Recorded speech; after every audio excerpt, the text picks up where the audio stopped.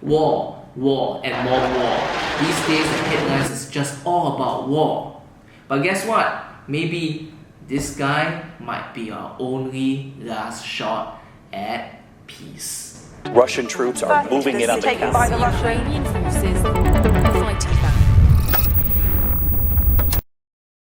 President-elect Trump has boasted many times that he will end the war in one day, just one day. As Illum's lead humanities teacher, I will be using various historical case studies and scenarios to analyze and predict how Trump's peace plan for Ukraine will unfold. I have just received news from Berlin that Herr Hitler has postponed mobilization.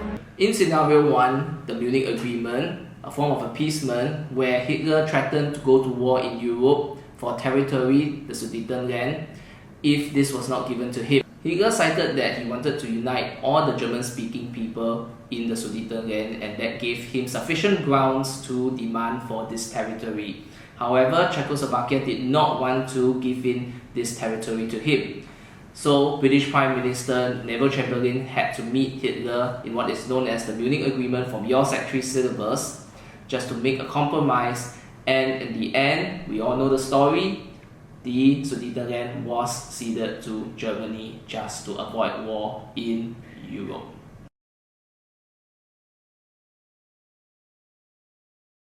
Now, unfortunately for Ukraine, President Putin has alleged that Ukraine has been killing Russian-speaking people in the eastern part of Ukraine. Мною принято решение о проведении специальной военной операции. Цель – защита людей, которые на протяжении 8 лет подвергаются издевательствам, геноциду со стороны киевского режима. Whether his claims are accurate or not remains to be unseen.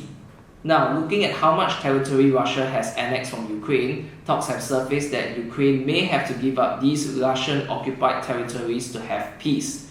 Trump has also stated that Ukraine will most likely have to concede land to Russia for a ceasefire to happen. So, similar to the Munich Agreement, Ukraine has to give up some land to appease Russia for the war to stop. The enemy falling back to the Han River, United Nations commanders had expected that the Reds would make their stand there. In Korea, United Nations push on in the cautious advance against the communists. In scenario 2, the Korean War, a demilitarized zone was created just to prevent the war from happening between the two sides. The Korean War ended in a ceasefire in 1953, and a demilitarized zone was agreed along the 38th parallel, where no military could be present at these areas, or it would be seen as an act of aggression which could escalate into war.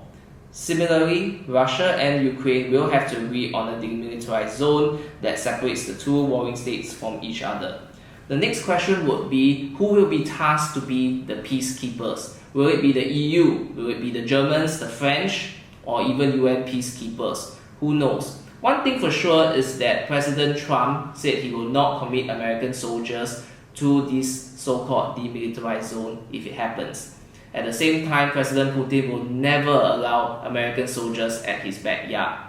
So you see some similarities between Korea and probably in this conflict as well. Check out that video that we previously filmed, link and description below.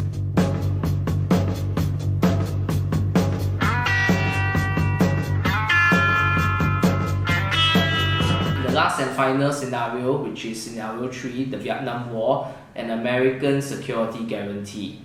The Vietnam War in the G3 History Syllabus was fought between North and South Vietnam, with the US supporting the South and the North supported by the USSR and China.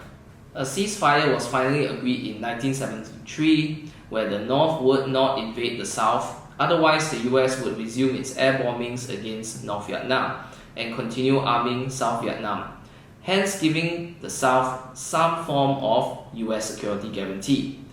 In Ukraine's case, Trump may resume rearming Ukraine to the teeth and escalate the war to get Putin to the negotiating table.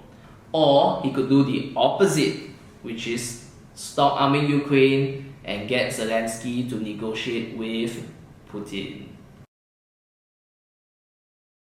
Whichever move Trump makes, he will most likely end up delaying or even not giving Ukraine NATO membership. which puts a limit on US security guarantee for Ukraine. Without NATO membership, Ukraine will be worried about a future Russian attack, and Trump will have to assure Zelensky that America will send aid to Ukraine if that ever happens. So like the Vietnam War, US security guarantee is definitely a fundamental basic necessity to ensure that there will be peace. Because in the Vietnam War, security guarantee from America did not happen when Nixon was impeached, resulting in North Vietnam's invasion of South Vietnam. So I think all three combinations, or a mixture of all three scenarios might actually happen. So who knows? Otherwise, Trump will have to look for alternatives to prevent nuclear Armageddon.